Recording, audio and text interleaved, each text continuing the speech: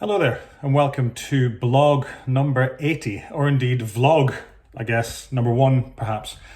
I thought this week I would take the opportunity to film a short video because we've been through a lot over the past 10 to 12 weeks. It's been a really strange time with people getting unwell, people dying, people recovering, lots of news, lots of fake news, lots of real news, and people not really knowing what's been going on. Of course, that's been amplified by the whole issue of home and remote working, people being taken from their places of work and how they've handled that.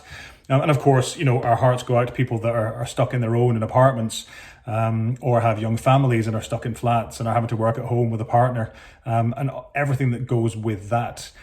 And it's really interesting that over the past few weeks, you start to hear terms like light at the end of the tunnel, and, we're starting to lift the lockdown, things are going to get back to normal. People are thinking that things are going to get better. And I actually don't think they're going to get better. I think actually certainly in the short to medium term, they're going to get worse. Because when you think about it, when we moved into lockdown, we had some sense of certainty. We had a sense of where we were going to be in our own homes, with our own families, with our Wi-Fi and our ability to go to shops, and we were keeping away from people, and we were all locked down, and that was fine. It was a sense of certainty. Now what we've got is tons and tons of uncertainty. We've got loads of unanswered questions. Are we going back to work? Are we not going back to work? When we go back to work, is the place going to be cleaned down? When can I go in? When can I not go in? How is it all going to work? Can I still work at home? Can I not still work at home? There are so many questions that people are going to have. Public transport, how do I get to work? All these things, all these worries, because it hasn't gone away yet. And I don't want to sound like the harbinger of doom, but I really don't think that it is going to get that much better that quickly. When I think about, and I always say this, that there is always, with every cloud, of course, a bit of a silver lining. And I think the silver lining here is that we can get better at doing things. We can get better, for example, at communications. I heard 3 great examples this week of really poor communications.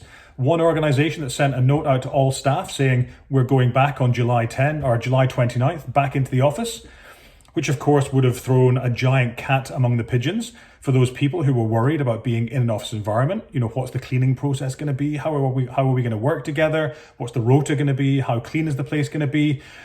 Flip side of that coin, another organisation who sent out a note saying, well, we've decided that we are going to stay off and out of the office, and we're going to continue to remote work for at least the rest of the year into 2021, if not further.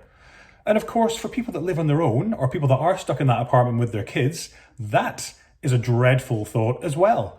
I heard a third, which was an organisation who sent out a note to some of their staff saying that they weren't allowed to go on holidays because they didn't want people getting on planes, and they didn't want them then to have to self-isolate for the 2-week period when they got back, which is insane in my book, because we've been isolating anyway. We've been self-isolating for the past 10 or 12 weeks. It hasn't stopped people doing their work. Flip side of the coin of those 3 examples is my wife, who was just on a call there with her employer, where the 2 bosses got the whole team together and they had a conversation about what that return to work is going to look like for their safety, the safety of the staff, but also for the safety of the students coming into their college. How do we work that best, that they're getting bang for buck, that they're getting what they promised, but we can do that in a really safe environment? So, going out and asking for feedback and asking for insight and asking for input from staff can really help to bring people on that journey. I think the second thing is to get better at trusting. We've been locked down for 10 or 12 weeks. We've been working at home, maybe not to the same extent. Maybe we haven't been perhaps as productive as we are normally in the office, or maybe we've been more productive. But certainly what we have to do is get better at trusting. Get better at trusting people that once they know what it is needs to get done, that they'll just get it done. That we don't need to have people under our noses anymore to be watching them at work, to know they're doing 8 hours a day at the desk. To know that if we've set them a target and we've set objectives and we've done that well and we provide support for them, that they'll get the job done. And they'll get the job done really well. And perhaps it is a blend of coming to the office and being at home, but there's no reason why being at home can't continue to work, because for many people, it's the preferred option. And of course, both those things for me, getting better at communications and getting better at trusting, is about getting better at leading. And getting our people leaders to lead their people in a more human and engaging way, in a way that is more trusting and more open and more transparent and more honest and more vulnerable. And they're words that many leaders don't like, many organizations don't like.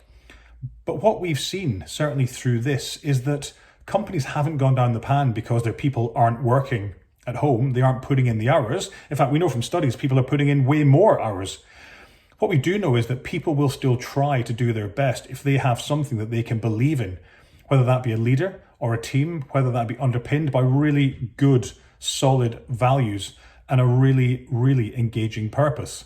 So that whole idea of leading, bringing that purpose to life, bringing those values to life, setting goals and objectives, supporting teams and clearing the path for them to do really, really amazing jobs, for me, are three of the key learnings that we can take from this past 10 or 12 weeks, which is probably going to roll into a load more weeks. But let's try and take the good from the situation. Let's try and get better at communicating, better at trusting, better at leading. And if your organization needs help with that, we're here. Get in touch, hello@inspiringchange.ie, or go and have a look at the website, because we can help. We'd love to help. And I know there's lots of struggling companies out there. So for now, that's all from me. I promise I'll be back writing next week, and I won't make you have to look at the hairy, beardy Scotsman. But for now, good luck, have a good week, and look after yourselves.